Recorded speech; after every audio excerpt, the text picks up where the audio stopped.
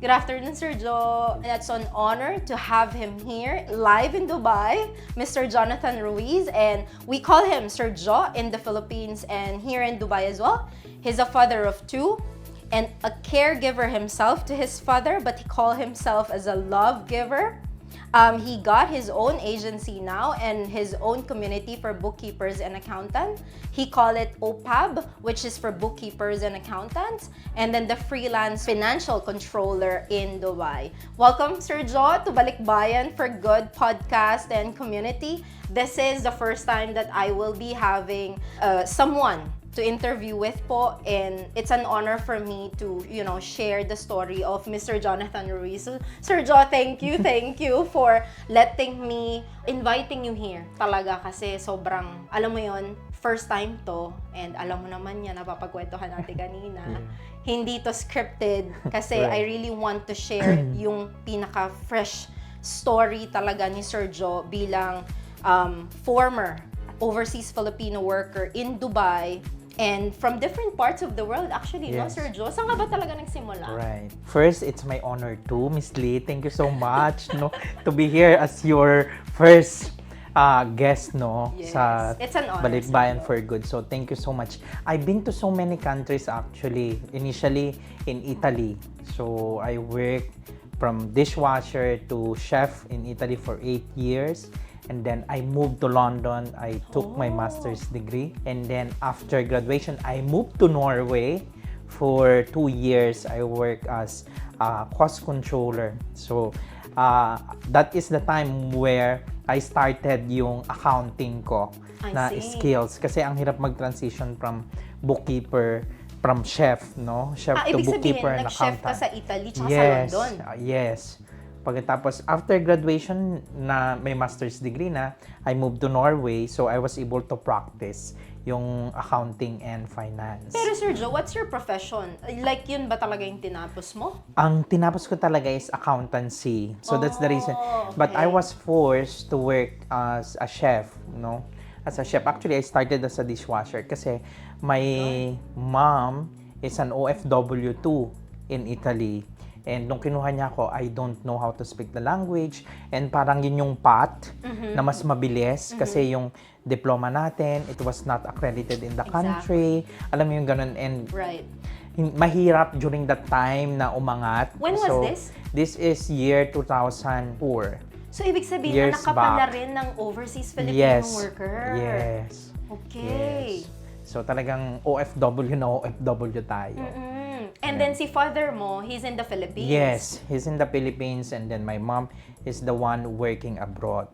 I Oo. see. So, Tapos kinuha ka niya sa Italy and then sa totoo yun yung nagiging problema talaga pagdating sa education because I am Yes. born in 90s din. Oo. And then I think we don't have K-12 Yes, education during pa that time. 'di ba dati? Talagang hanggang grade 6 tayo tapos 4th year high school and then they're not honoring that Yes, diploma yes, of course. Parang ano lang tayo dun undergraduate sa Yes. mga ganyang bansa. Oo. Which I understand. Tapos na-push ka talaga, no? Yes. Tapos sabi mo, Yun yung- nag-dishwasher ka? Yes, dishwasher talaga yung first job ko. Tapos Oo. magkano ang sinasahod mo back then?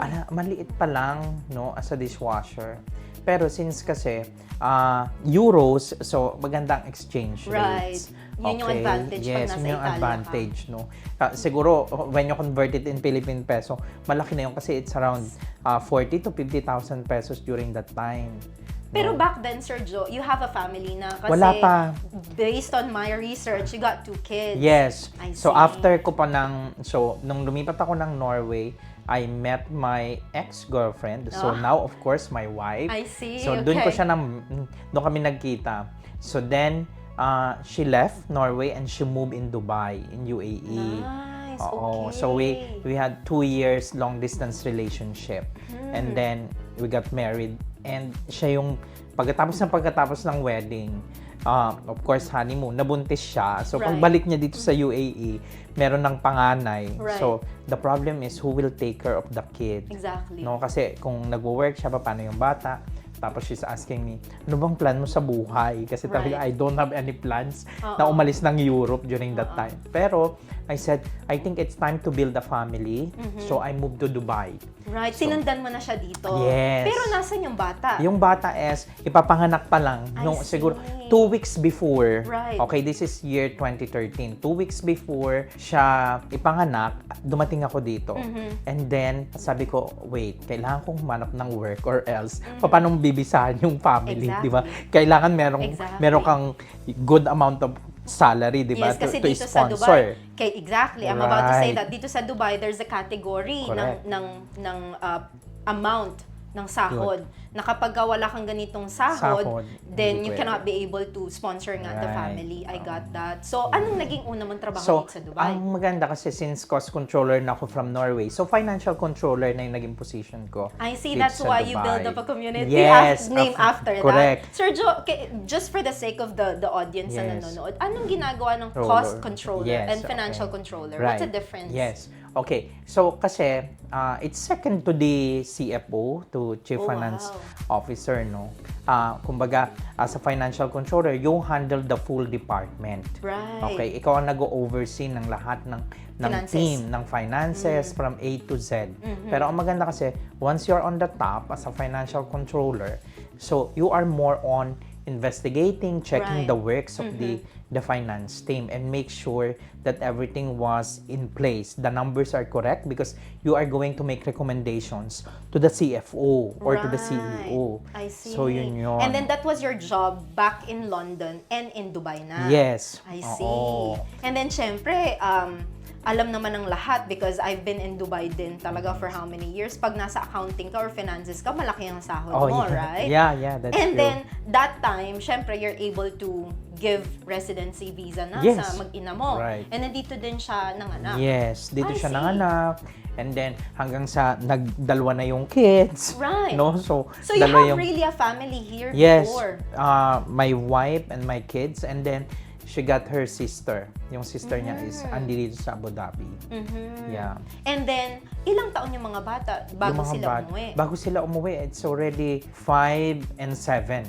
No? Wow. Yes, we've been here for almost 7 years. So technically, the foundation of education ng mga Is bata here, is yeah. Dubai or Is Dubai. UAE. Because, Yes. as we all know, because of Right. my kids din, the foundation for education is very, very good. Yes. Pagdating sa Dubai because True. they have advanced, communication, Correct. yung advanced ba yung skills and the learning inside the school, very dito, medyo True. maganda yung pagkakaturo dito. Tsaka yung Yes. curriculum itself, Yes. very, very good. I see, I got that.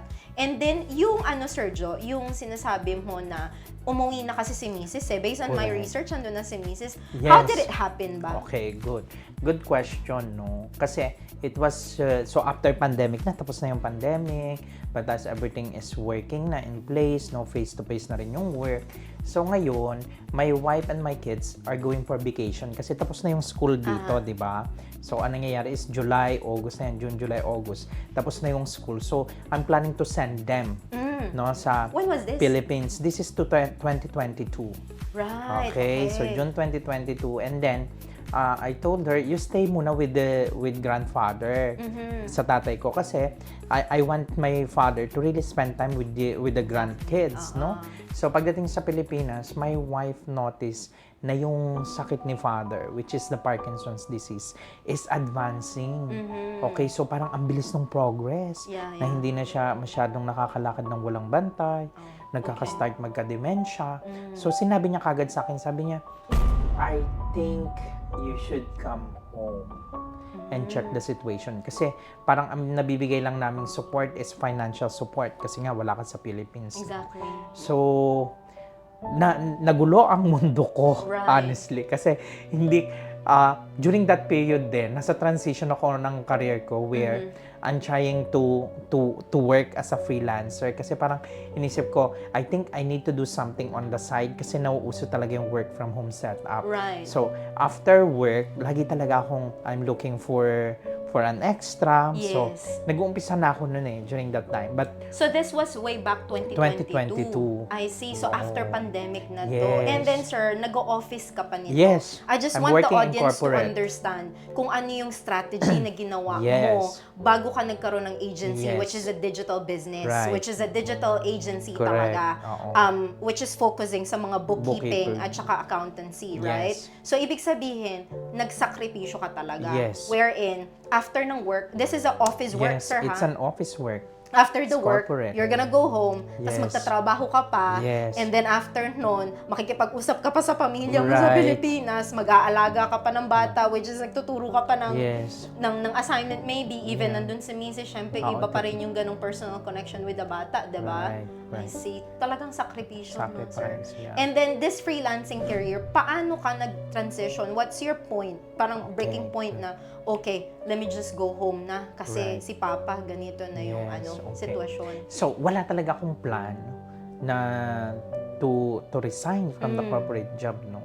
Pero kasi parang ang feeling ko is, okay, since ganun yung feedback from the Philippines na kailangan kong umuwi, I told my wife, okay, I'm going to send home yung mga gamit natin dito sa Pilipinas. I'm going to sell my car.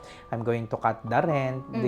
No? Pagkatapos kasi yung previous company ko, yung pinaka-finance department kasi, ako lang ang nandito. Right. The other accountants are all working from India.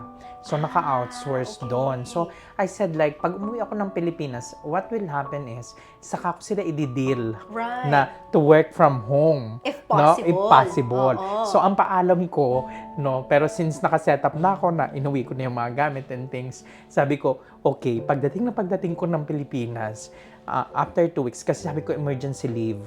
So, I said emergency leave, pero ang nasa isip ko is I would not come back. At Ano least yung ganun? nakaplano na Oo, talaga to, I oo, see. na I might not come back kung talagang totoo yung nangyayari.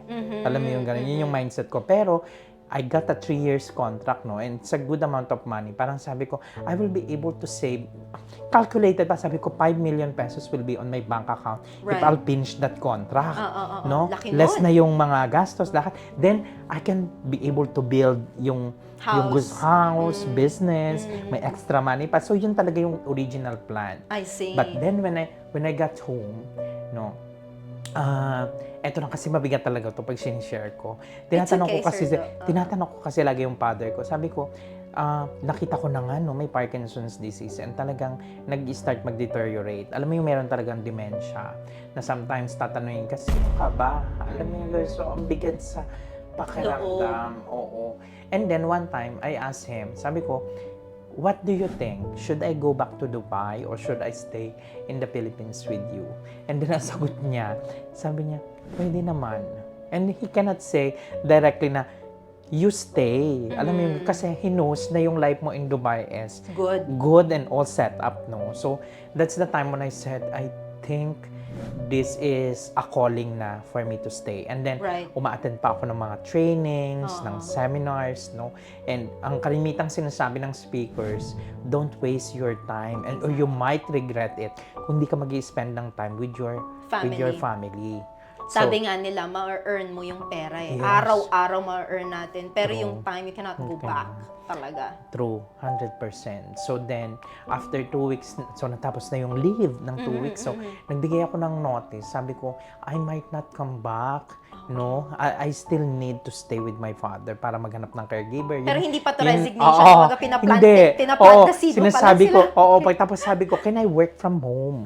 Oo. The next day, wala na akong access sa email, sa ITs, my computer. So tanggal na yung lahat ng access ko sa company. Without you letting know? Oo. Oh my Yeah, God. Tapos, naka-receive na ako ng email in my Opo. personal email that they are saying, since you did not come back after your emergency leave, we are terminating the contract. I see. Sabi ko, oh my God. So, Yeah. the good thing is, kasi nga, meron mga on the sides na ako na ginagawang bookkeeping Right. and accounting. Pero, kulang pa din yun. Oo. So, what I tried is, I really tried to look for clients, no?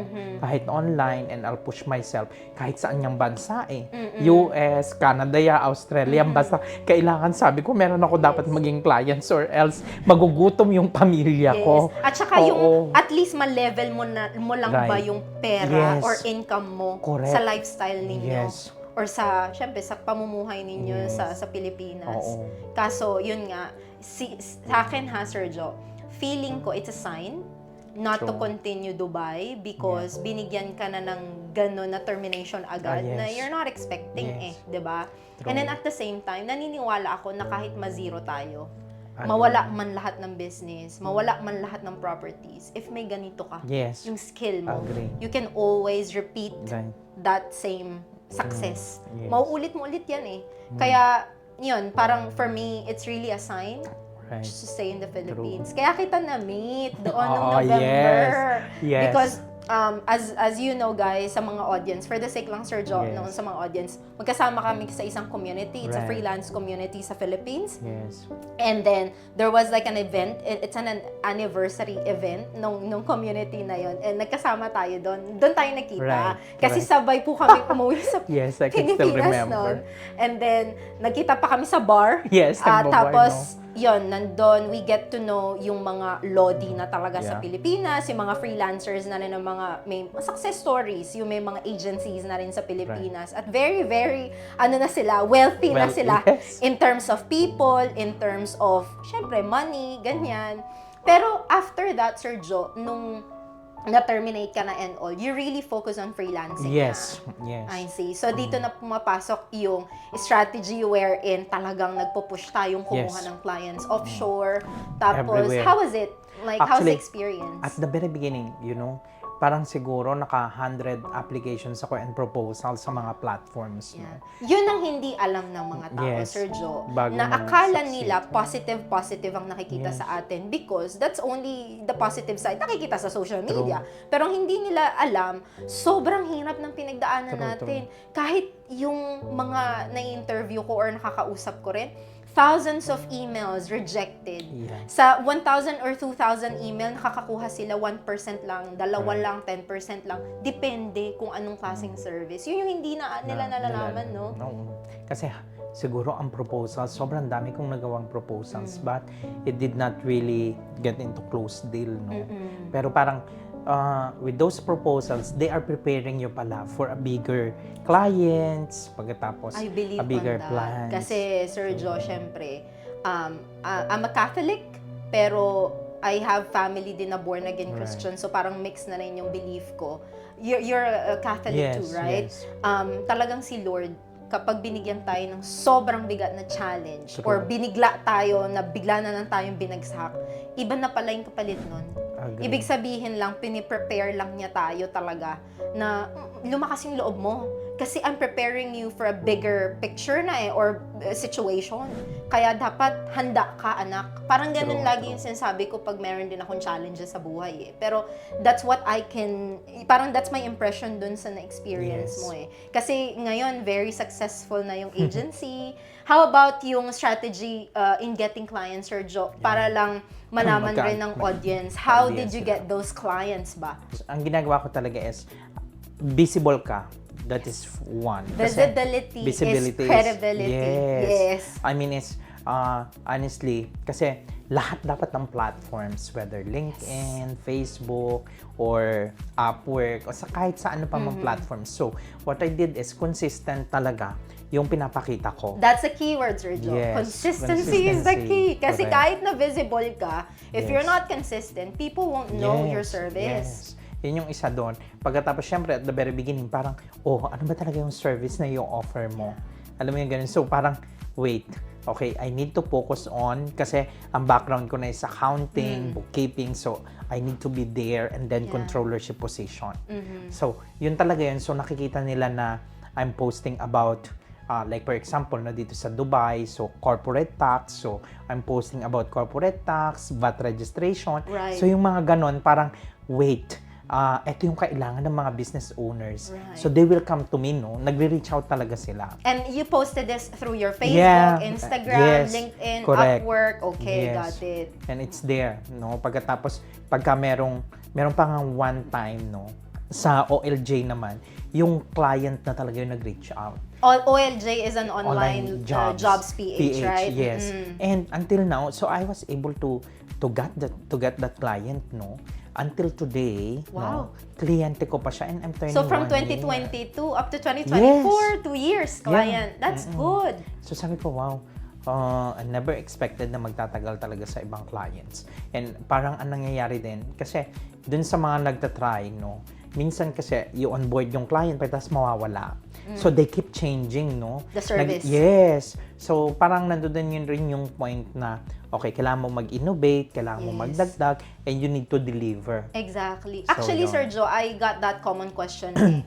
How can you know kung ano yung service na ibibigay mo sa tao or sa kliyente? Ang lagi ko sinasabi, wag na kayong lumayo. Correct. Kung ano yung pinanggalingan yung trabaho, Agree. yun na yung gamitin nyo as a service ninyo. Why? Because it's just testing the water muna eh. Na dito ka nang magaling, kung kahit na nakapikit ka, nagagawa mo yan. So, dapat, yun muna itry mo Yes. na service. And if that doesn't work on digital Then, space, you change. mag-change ka. Right. Diba? Wala namang problemang matuto ulit tayo ng another skill eh. Pero ang hindi nila na-realize, Sir Joe, is yung, halimbawa, ito yung hype or ito yung demand na service, advertising or marketing. Yes. There's a lot of platforms out there na eh. TikTok, Facebook ads, TikTok ads, Instagram, 'di ba? Ang Right. dami na even YouTube ads, Google ads, ang dami na. And hindi nila 'yun alam. Yung time na ginugugol nila mag-aral doon, nasasayang. And then, nag-hoard sila ng mga courses, bumibili sila ng mga courses. Where else, meron ka namang experience sa accounting, True. like you, or bookkeeping. True. Why not try that? And then, Correct. if it works, then it's good for you. Kasi kabisado mo na yung Yes. larangan na yun. True. And then, by the time goes by, parang doon ka na lang mag-innovate. As you mentioned, nag-i-innovate ka na ngayon. Right. May mga services ka na. So, what are the services that you're offering, Yes. sir, aside sa bookkeeping and Okay, accountancy? so kung kasi yan ay by level eh. no? Right. Ang ginagawa ko kasi ngayon is, kumbaga is, kung kailangan ng company as a startup talaga, outsource accountant. Mm-hmm. So kumbaga is, I'll be your outsource accountant, yung gagawa ng bookkeeping.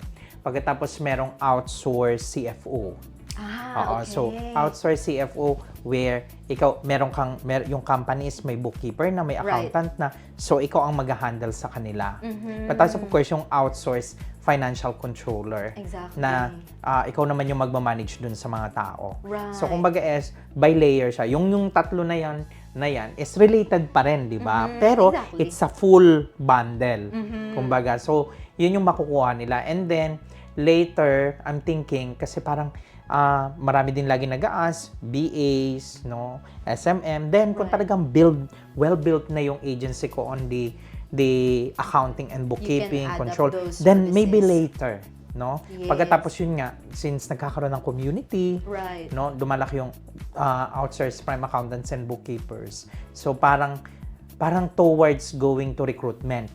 I see. Yes. So kumbaga is kung merong mga kailangan na isang real estate company, kailangan niya ng isang real estate accountant.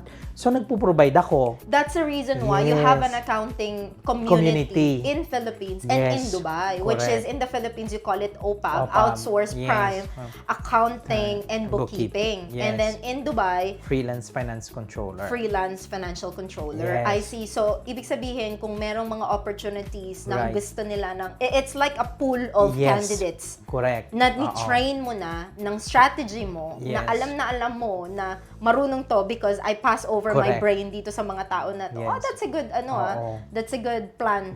So para towards doon talaga, yun Yes. yung business model. At saka makapagbigay ng mga trabaho sa kapwa Correct. natin Pinoy, 'di ba? Kasi yun Yes. naman yung pinaka-goal ng topic na to and the community itself It is. na balikbayan for good, Yes. which is balikbayan one at a time, na Right. makabalik sana sila and then they can be able to build their own digital business Right. dun sa forte talaga nila Correct. na service or na skills or experience, and then be with their loved ones, with their family. Katulad mo ngayon, Agree. Sergio, you're able to be with your family na, Yeah. right? And then, Right. actually guys, we are live in Dubai. We're Yeah. both in Dubai at the moment, and then Sergio will be back in Next Philippines week, next yeah. week. Will be back in March. So, ito na lang yung buhay ni Sergio ngayon, which is palipad-lipad na lang because, he got couple of clients, diba, Yes, Sergio, dito yes. sa Dubai. And Dubai clients actually are very good clients. However, they need personal touch. Yeah. When it comes to talking, Right. meeting, discussing strategies, planning. So, even myself din may mga couple of Dubai Correct. clients. Very, very, talaga, crucial talaga sa kanila to meet you in presence. person, no? Correct. Kaya talaga, ito na lang ang buhay ngayon. May travel na lang. meeting na lang. And then, Sir Joe, once you go back, you're gonna be, of course, with your family Yes. again, continue what you're doing Right. talaga in Oo. terms of your agency. Correct. And then, last question na lang, sir, because syempre marami sa ating nanonood, Yes. for sure. And they wanna learn din from us, right? Our success stories, positive side yan eh. Pero syempre nakwento rin natin yung hirap, Right. proposals ng mga rejection. What can you say about, or advice Right. to, overseas Filipino workers na nanonood sa atin, sir? Regardless if meron na ba silang side gig ngayon, Right. regardless kung empleyado pa lang sila at nagpaplano pa lang. Ano po yung mabibigay niyong advice para, ma-inspire sila and have the hope na one day I can be able to go home? Right. So siguro kasi pag OFW, no, kasi syempre ang marami sa atin walang plano, no. So siguro gamitan ko na lang ng acronym SPAM. So PAM. Okay, kasi yan talaga kilala nila ako sa acronym na yan. So siguro yung P is as an OFW planning. Planning. Oo. Kasi, di ba, syempre ngayon is, you need to plan. True. Until when you gonna stay abroad. Agree. Alam mo yung ganun. Kasi, parang ngayon is mas open-minded tayo na lahat na, okay, kailangan makapagplano ko within 2 years ba, uwi na ako ng Pilipinas. And that's the common mistake Yes. na lagi kong naririnig sa mga gustong mag-abroad. Yes. Dahil Wala lang. mahal, 2 years lang ako. Yes. And then after 2 years, we're gonna build up our business. I will True. go back Philippines. Pero hindi Hindi nangyayari. Nangyayari Correct. 5 years, 10 years. Yes. Hanggang mag-20 years na Yes. talaga sila. Kawawa Correct. ang pamilya nag-aantay sa Naghihintay Pinas. sa'yo. And then the problem is, especially for OFWs, na hindi kasama yung pamilya. True, So, agree. may possibility, di ba, nasisira yung family, di ba? agree. Kasi nga, LDR. Yes, LDR, and you don't know each other. And Alam even mo the yung kids. ganun. What Even more the if kids. there's a kid, So, it's sir? very, very sad.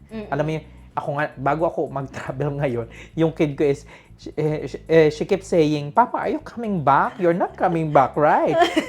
Alam mo Alam yung niya. of course I'm coming back. Alam mo yung gano'n. Oo, kasi nga, yung mga bata rin ngayon, kakaiba na rin kasi ang isip they are nila, very, sir. very intelligent talaga. And then, ang hirap nung kapag may anak ka iniwan mo, Yes. hindi mo nakikita yung paggapang. Correct. First lakad nila. Yes. Ang hirap. First birthday, baptismal. Yeah. Nami-miss mo yun. And as a Yes. father, it's super hard. Of course. Kasi lagi lang nilang kasama. Ito yung typical na kwento ng mga Pilipino, Yes. diba? Na nanay ang kasama nila Correct. lagi. Or yung tatay lagi nasa abroad. Oo. Kawawa ang mga father True. pag hindi nila nakikita. No? Yes. And ako, may pagkasiloso ako sa mga bata. Right. Alam mo yung kasi nakikita ko yung panganay talaga dikit sa akin. Pero yung bunso talagang malayo ayaw dumikit. Alam mo yung ganun. Pero right now, it's kind of like we're getting close. Alam mo yung ganun. Kasi nga, you spend more time with them. Kasi nung nandito ako sa Dubai, work pa din, di ba? Right. So, ngayon, I have more time talaga with them kung kailangan nila ako. Yes. And that's the good thing about freelancing Yes. and having our own digital Yes. business or agency, di ba? Right. Na every time birthday ng anak ko, uwi ako. Uwi ako. Or Anytime. kung nasan ka man, na even nasa Yes. Boracay ka, or even Pwede. local lang, na nasa malayo ka sa Travel. sa bahay ninyo, no? I'll be there kasi anniversary True. namin ni Mrs., di ba? Yes. That's And good. then, so after nung PA, so is actions. So you have the plan, Yeah. stick to the plan and take actions. Kasi, I like that, sir. anong tawag doon? Yun yung problema. Siyempre, uso yung vision board, goals. Pero, ang tanong, Are are you you taking taking action? actions? Yes. Diba? So, yun yung problema. Yeah. Okay. Like, for example, ngayon, February na. So, babalikan natin yung sinulat nating New Year's resolution, diba? Puro- Diba? puro sulat na. Right? Did Wala na you take nangyari. actions ba doon sa New Year's resolution mo or sa goals, sa plans na ginawa mo?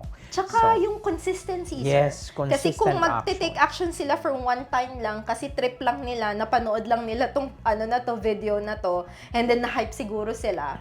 If you're not gonna be consistent, wala ring mangyayari sa buhay Right. eh, 'di ba? Yeah. Syempre, yun eh, meron ding kalakip na sakripisyo doon. True. Kasi kung yung mga nanonood sa atin ngayon, may trabaho sila, kailangan nilang mag-sacrifice because you need to take action talaga. Right, And then kung meron naman silang or wala naman silang work or meron silang maraming oras sa work, makapag-side gig sila.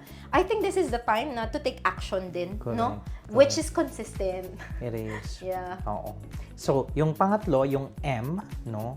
So, kasi nga, PAM. So, ang M is mindset. Nice. I like Oo. that. Kasi Oo. syempre, di ba, darating yung challenges and trials. So, parang, okay, dumating yung konting challenge, nahirapan ka. Ayoko na. 2 months or 3 months mong ginawa, pero Oo. ayoko na. Oo. Baka hindi mag-succeed. Mm-mm. Alam mo yung ganun. And then, you start again. You look for another again. Kaya nga, di ba, ang daming na-scam? Yeah. Kasi they feel like, oh, ang tagal. Yeah. Naghahanap ako ng easy money. So, at the end of the day, that's a problem. Yeah. Okay. Kailangan talaga may foundation yung Yes, mindset oo. na establish na yun eh. Kasi Right. kung alam mo kung nasaan ka Right. and kung saan mo gustong pumunta, Right. talagang ikaw mismo, ima-mindset mo yung sarili mo eh. Hindi yung mindset na pang networking to. Right. Ima-mindset mo yung sarili mo na, okay, this is my plan, this is where I want to go to. True. Kaya I will do whatever it takes para makapunta ako dun sa point B na yon or Yes. point Z na yon ng buhay ko. Kasi gusto kong yumaman, gusto kong makapagbigay ng magandang buhay sa pamilya. True. Kaya talagang kailangan mo yun dito, nilalabanan mo yung utak mo eh. Right. Tsaka syempre, nandun na yung risk. Yes. Nandun na yung courage. As always, as I always say nga, sir, courage, yung risk, Yes. halo yan eh. True. 'Di ba? Pero yun nga yung talagang problema ng mga tao eh, yung mindset Right. talaga. Kasi ang typical Filipino, 'di ba sir, kapag konting nahirapan na, ayoko na, hanap na ako ng iba opportunity, kaya tuloy na scam tayo. Yes. Kasi gusto nila yung mga quick money. Na may mga scam dyan out there, no, na okay, kikita ka ng 10,000 pesos, ganito lang yung investment mo. Hindi nila alam, mas tumatagal pa yung progress nila pagka Right. ganun. Agree. But I love the PAM, Yes. which is planning, action, Actions, and then mindset. mindset. Oh, that's a good Right. that's a Oo. good takeaway Right. na makukuha siguro nila. And then even the strategy kung Right. paano ka nagsimula, no, Yes. sir. And of course, lastly, of course, no, prayers. Yeah. No? Kasi kailangan mo talaga samahan ng prayers lahat ng ginagawa mo at the end. Yes, exactly. Because maaaring yung plano mo, minsan hindi talaga yon. But of course, if there's a prayer or if there's a blessing from God, I think you will never get wrong. Exactly. Lagi dapat buo yung soul set natin Yes. na asking guidance Yes. sa source natin, which is sa taas. Kung Right. sino man yan, Allah, Lord, Yes. God, whoever yung Kung God sino nila. tinatawag mo, then Oo, talagang kailangan lagi asking guidance and Correct. support na, okay Lord, if it's really for For me, me, please then guide it's- me. Alam mo yun, kasi at the end of the day, He will not give that opportunity kung hindi naman Right. talaga. I think- Sir Jo, thank you so Thank much. you so much din, I Miss love the Lee. conversation. Grabe. There's I really a lot like this, of there's a lot of learnings, session. and even our videographer out there, he Yes, learned a lot thank for you. sure. Right. And sana makatulong tong conversation na to, sir. I know that this is a quick conversation, but there's a lot of golden nuggets from the talk itself. Yeah.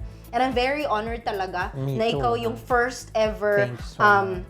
Grabe guest talaga. natin. It's- Again, this is available in our Balikbayan for Good community. So, it will be uploaded, sir, soon. But Nice. again, thank you, Sir Jo. Thank you so much, Miss Lee. Grabe. Ingat I really tayo dito. enjoy.